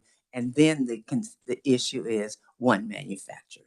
Mr. Porobsky, would you mind stepping to the podium and answering? Please introduce yourself again. Thank you. Yes, this is again Patrick Porepsky from the Kansas Bureau of Investigation. When you say units, like how many will be used? Or I'm sorry, I don't understand the question. If it is accepted, you are going to, how are you going to distribute this to your officers? So the Kansas Bureau of Investigation won't be involved in any of the distribution. Okay. The statute defines that local. Let me stop. What are your thoughts of how it will be distributed? Highway Patrol or whomever? The only thing that I know is that the Highway Patrol has procured 12 units to distribute in the Highway Patrol and to other people involved in their drug recognition expert program. Okay, thank you, sir. So my point is, to your point earlier, one manufacturer, is this the process the Highway Patrol usually, since they're not here, I don't know the. Do you have version? That's a concern. do you want to have your concern noted in the committee report? Sure, but I sure don't know how to phrase it. uh, Concern the one manufacturer. Ms. Shelley, do you want to try to reduce that down to a statement for consideration into the committee report? The committee expresses its concern that a unit from only one manufacturer is being recommended or being approved by the KBI at this time. I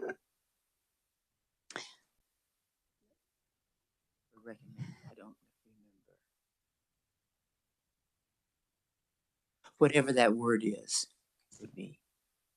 The regulation 10-25-2 at subsection B says the device approved for use shall be the Abbott-Sotoxa model.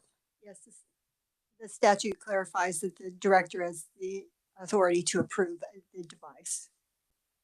And I withdraw that concern. Thank you, Jenna. The concern, because if the director has that authority, then they can make that decision. You withdraw the concern then? Any other discussion regarding KBI proposed regulations today? Seeing none, then we will move on to the Office of the State Bank Commissioner and any discussion. Probably Representative Carmichael has some. Yes, I'm looking for the buttons. For the button. Okay, good. Yes, I think I did express during the questioning my concern with some specificity. If our staff has that at hand, perhaps they could read back the way they understand it, or if not, I'll try to remember what I said. Jill Shelley, Legislative Research. The committee expresses its concern that the rule and regulation as proposed could facilitate self-dealing by bank officers, and without a public offering to establish the value, leaves room to abuse consumers. That is exactly what I said, and I so move. We have a second? I'll second. Oh. Should I give this one to the senator representative or? I know it's hard to push that button real quick, but with Senator Faust-Godot then with the second. Committee, any discussion? You all have then heard the motion. All those in favor signify by saying aye. Aye. Aye. Those opposed, nay. I'm unclear kind of on what the count is. So I guess a show of hands would be the best way to determine. So all those in favor of the motion signify by raising your hand, please.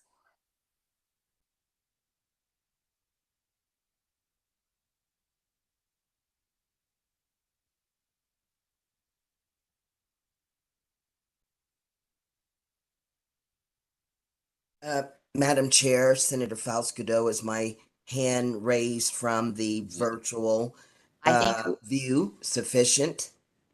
thank you. I think we have 4 hands raised online and 1 in the committee meeting room. With that then, all those in favor, or excuse me, voting nay, please raise your hand.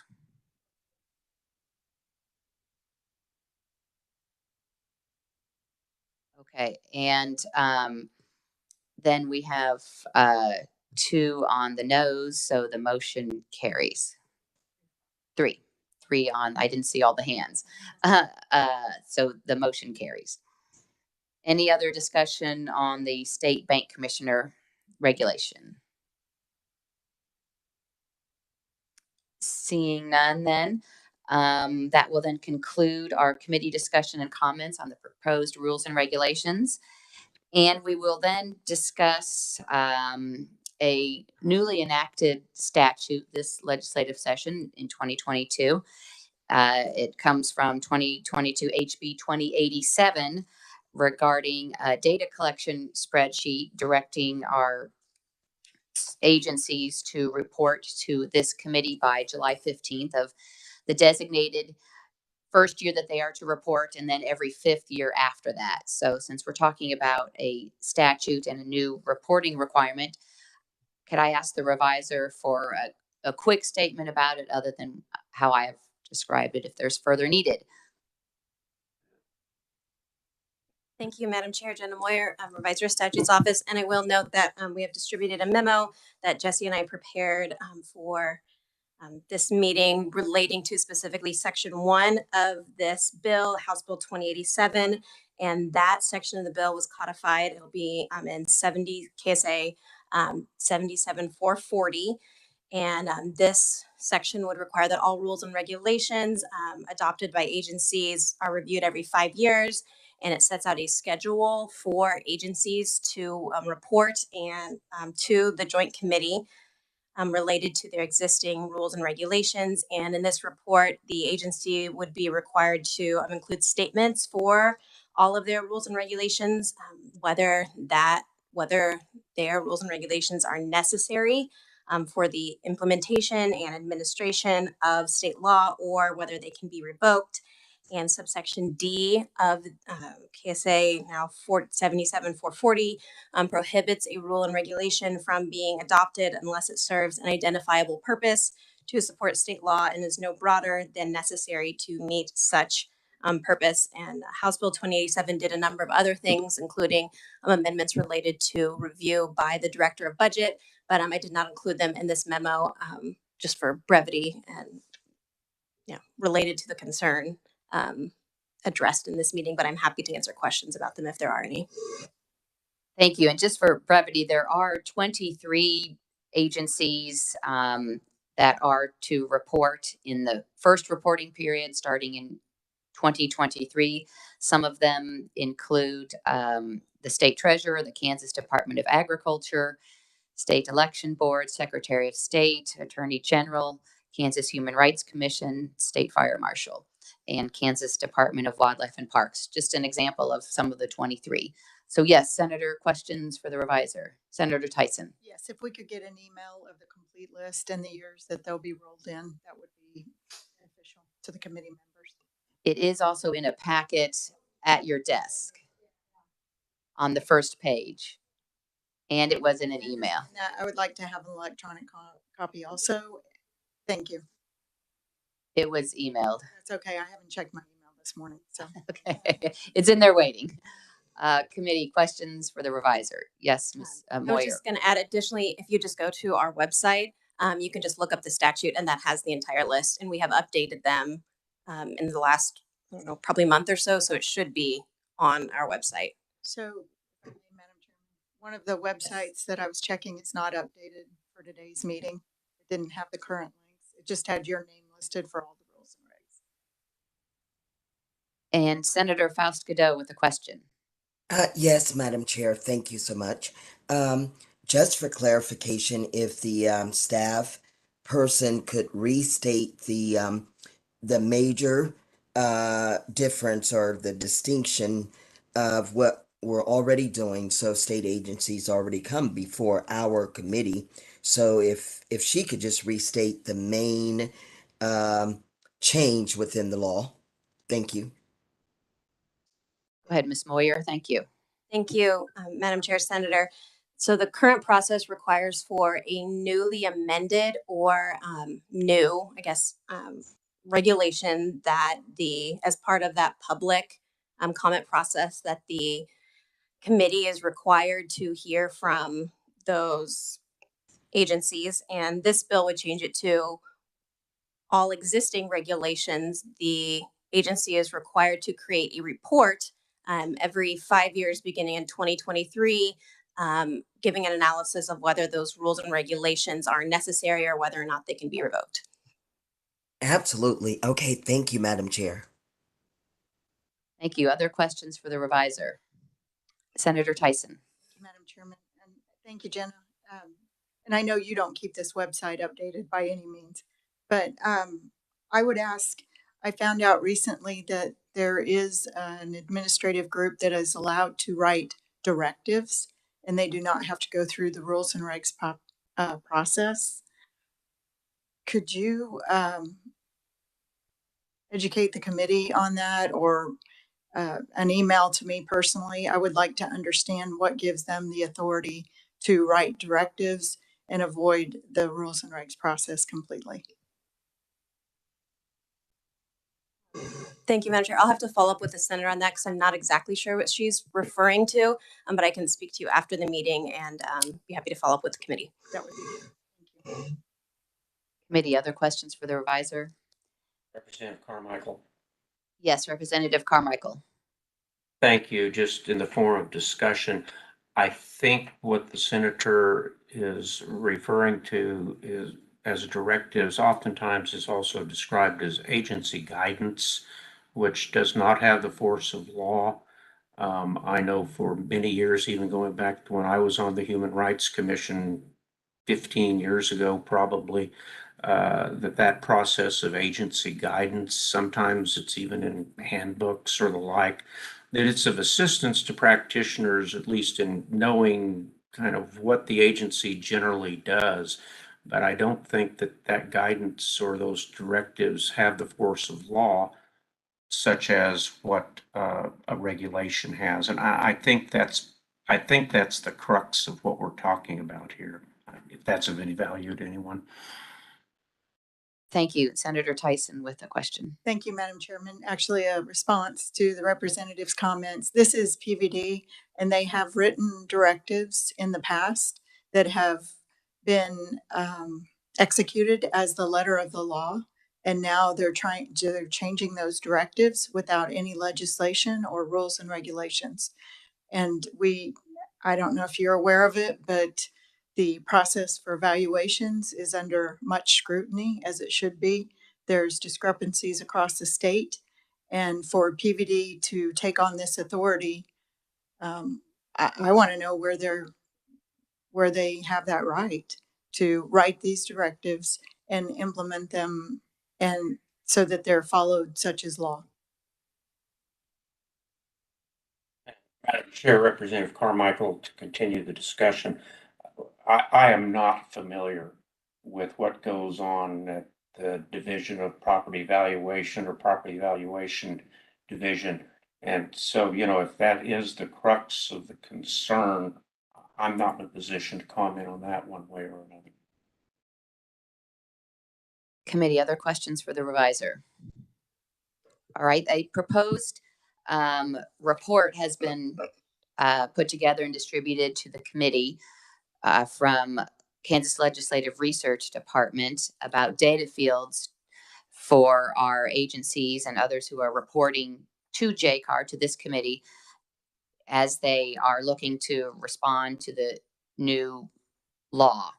So that's in front of you. If you all have it, any comments or thoughts, or would legislative research like to explain a little bit, Ms. Shelley? Certainly, Madam Chair. Jill Shelley with Legislative Research. Several agencies have approached me about wanting to respond in an appropriate manner, and also KLRD will be tasked with summarizing. So getting all the responses in a consistent manner will greatly assist us in providing timely information to the committee on this summarizing. We brainstormed in-house. I've talked with the revisers.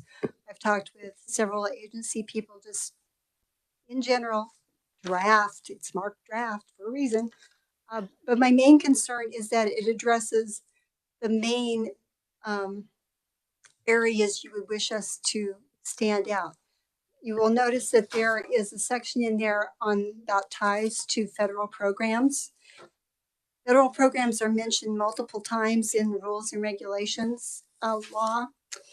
And so reports does ask for information on that. My main concern is that I have omitted any general areas of concern you would like to see addressed in the reports provided to you. Thank you. Committee questions or discussion? Senator Tyson. Thank you, Madam Chairman. Jill, this is excellent. I know you've put a lot of work into it. I just appreciate it so much. One of the things that has come up and may be addressed in one of these values is when the regulation or rule was last changed. Go ahead, Ms. Shelley. Thank you. Yes, that would be in the effective date history in the very top section. If I may, Madam Chair, does that also include changes to the statute then, so that we could see the dates of the statute and the changes? It looks like you've covered it, but I'm not sure. I just want to be positive on. It does not currently include any dates of regarding the authorizing or implementing statutes. Pardon me, that first section right now, all of those values can be imported from the Secretary of State databases. Staff would need to otherwise add information about the dates for the authorizing and implementing statutes. If I may, I'd like to see that on there because I often point to the example, but the Cosmetology Board came before us with pages and pages of changes, and there was no change to statute. They just decided to update the rules and regulations, and it did put businesses out. Thank you for the comments. Ms. Shelley, is that covered already in the first section, identifying the rule and regulation? There's a section there authorizing KSAs, so that the authorizing statute might be from 1980 or whatnot. Is that covered already? And if not, how could we incorporate that unless there are some objections stated from the committee? The authorizing and implementing statutes listed on the draft proposal here are only those in the database of the Secretary of State's office. So it would tell us what those numbers are and where we can go get that information. But I would need to find an additional source for the history of the statute. And that's not covered in the effective date section of the chart, the history. Would it be easy to make it an extra field in the report, or? I would need to find an additional data source and incorporate those into the spreadsheets. because the effective date, as noticed in here, is the effective date of the rule and regulation as is on the books right now. Not of the statute that authorizes the implementation. Okay.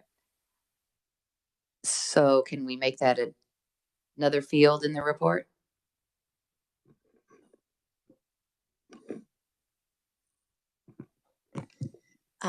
Sorry, General Revisor Statutes Office. I was just messaging Jill that that field may be a little bit difficult staff-wise to create because it would require not only just pulling a statute number, but also reading over the statute, its blast changes to make sure that it actually relates to the rule and regulation.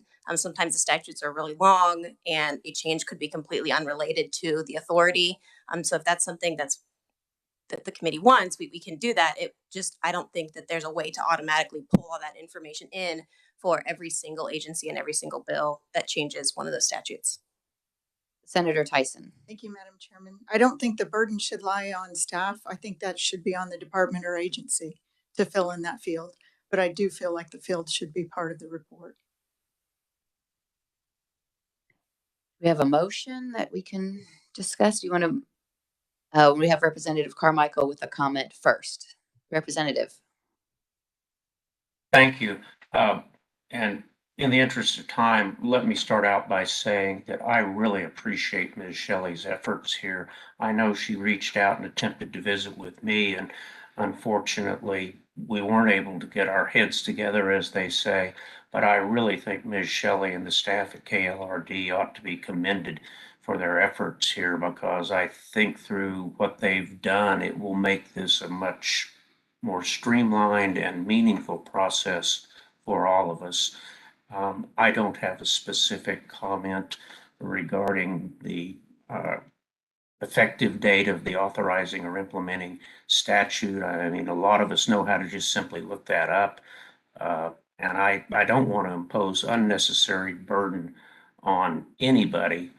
And so I'm not going to take a position on that specific idea, but I do want to reiterate my appreciation to Ms. Shelley and KLRD's staff. Thanks. And I would echo that commendation as well to the staff and for putting this chart together and for bringing it to our attention to help the implementation of the new statute. And with that, then Representative Wassinger. Thank you, Madam Chair. Mrs. Shelley did send it to me, and I was very impressed with what she had come up with and how they worked on this. So I appreciate your work and thank you for doing this. So. Thank you. Is there a motion to include that then, Senator Tyson? Thank you, Madam Chairman. I'll move that we include the date of legislation or the last amended date of the legislation so that we have a history and we know what we're looking at going forward.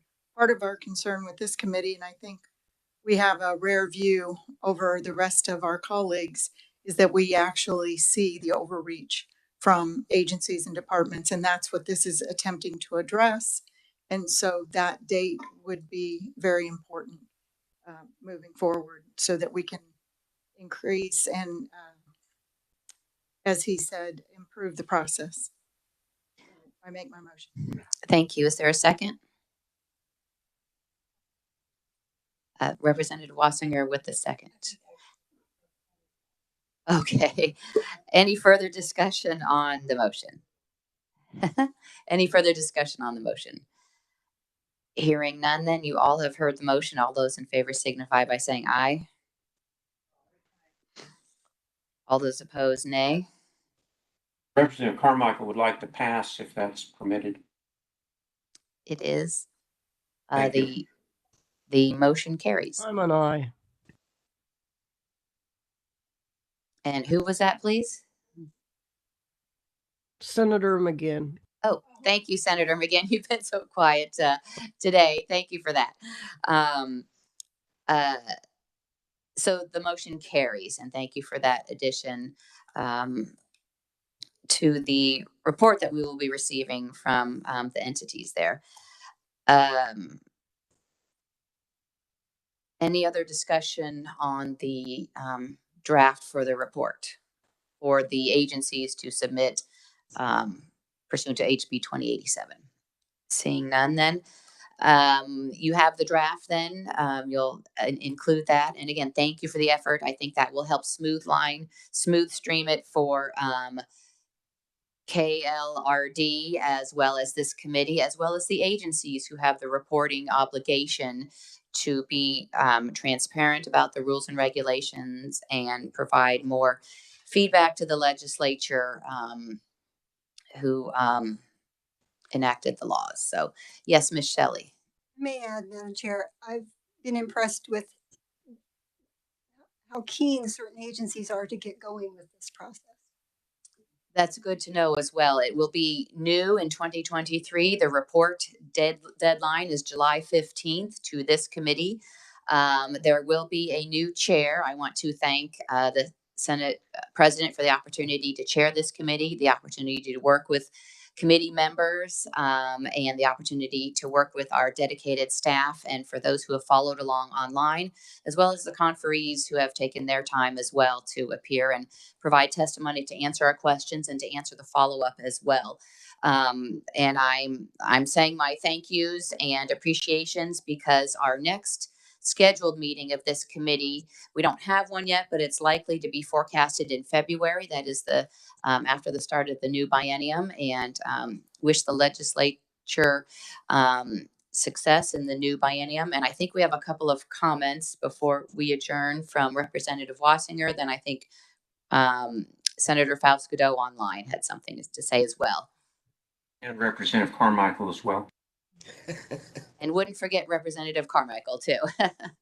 Thank you, Madam Chair. I would just like staff, if they would contact the director of the Kansas Behavioral Science Regulatory Board and ask the director if, since KU has gotten this engineering program started and they will be given the ability to graduate students with a provisional decision on their accreditation, if they're going to extend that as well to St. Mary's College, that was denied that, as well as it had denied Fort Hays State University, and I had to get it in statute before I left this past session. So I would like to know what their plans are for both public and private universities that have engineering programs. Thank you.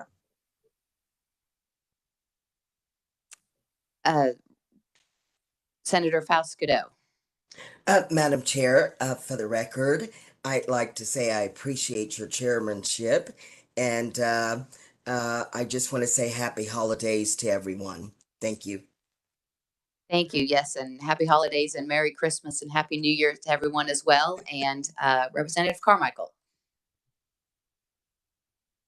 Thank you, Madam Chair. I hate to back up just a little bit, but on the form for reporting the status of administrative regulations, we did pass a motion to amend the suggested or the draft spreadsheet, but I don't think we ever actually adopted or approved the spreadsheet as amended, if you will, and perhaps a motion might be appropriate on that point. Thank you, Representative. And to follow kind of the committee's procedure, we might as well have a motion and a vote on it. All those approving, I'll go ahead and make the motion. And we have Representative Wassinger to second it. Well, she's anticipating the motion will be something she'll second, but it's yeah, that the committee approve and adopt the amended, I'll call it the HB 2087 report for agencies. And we have a second. All those in favor signify by aye. All those opposed, nay. The motion carries. With that, then, if there are Thank you, Madam Chair. If I might then continue my remarks. Yes, go ahead, Representative. Thank you. I certainly join in the accolades that have been shared here for our chairman and our staff. I've been on this committee for quite a few years now, and I think that the committee continues to get better year after year. And so I'm just really pleased at the way that we've all worked.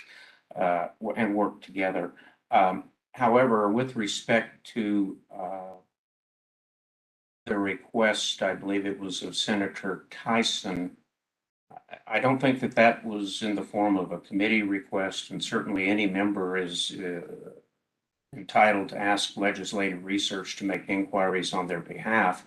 But the suggestion that we had is certainly not a matter of committee action. And if it does become a matter for committee action, then we probably need a motion and discussion, since I might have some concern. Senator Tyson, do you want to make a motion that it be on behalf of the committee? Senator Tyson? Madam Chairman, I was making the comments. We are well aware of rules and regulations. However, I would have, if I would have polled the committee, I would have bet that a majority would not have known that there are directives being issued by agencies and departments. So that was more of an education as to, again, government overreach. Madam Chair, I apologize. I don't think I was talking about guidance or directives. I think I was talking about the request for additional information concerning St. Mary's being eligible for some type of a program. That's what my concern was about. Thank you. Representative Wassinger, do you want to reply? Anyone who is also interested in getting the answer certainly can join me, but I'm asking it for personally as vice chair. Thank you. On behalf of the committee, I guess is the, okay, so. No, personally, just myself. And if anyone else would want to join, they're more than welcome to. Understood. Senator Tyson. Thank you, Madam Chairman. Information is often requested. We don't have to take a vote on behalf of the committee, and it can be distributed so that we can all see the results of that question. Thank you. I think more information is helpful and a good idea, and a request has been made. So we will go ahead and make that a request of the committee that the information be provided. It is often, in fact, I think today we asked for a couple of follow-up questions here that conferees we're going to be following up on for the committee. So, and we often ask that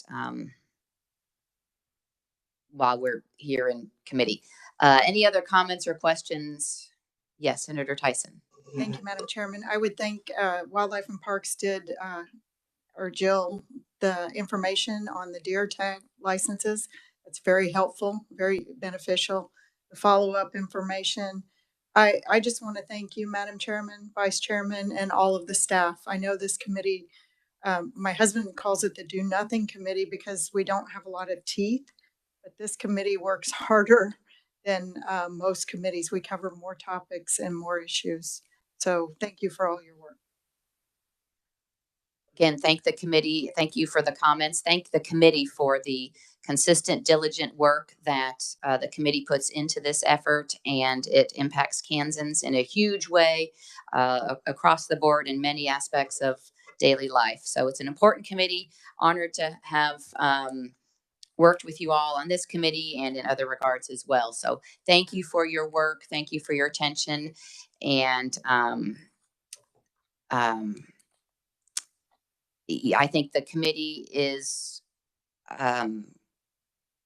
doing a lot of good work here and looking out for making sure we don't have government overreach in our rules and regulations that don't go through any process in the legislature other than this today. So sometimes we have some post audit, but this is key in getting those enacted in a good way. So thank you all. And again, happy holidays, Merry Christmas, and we are adjourned. Bye. Mm-hmm.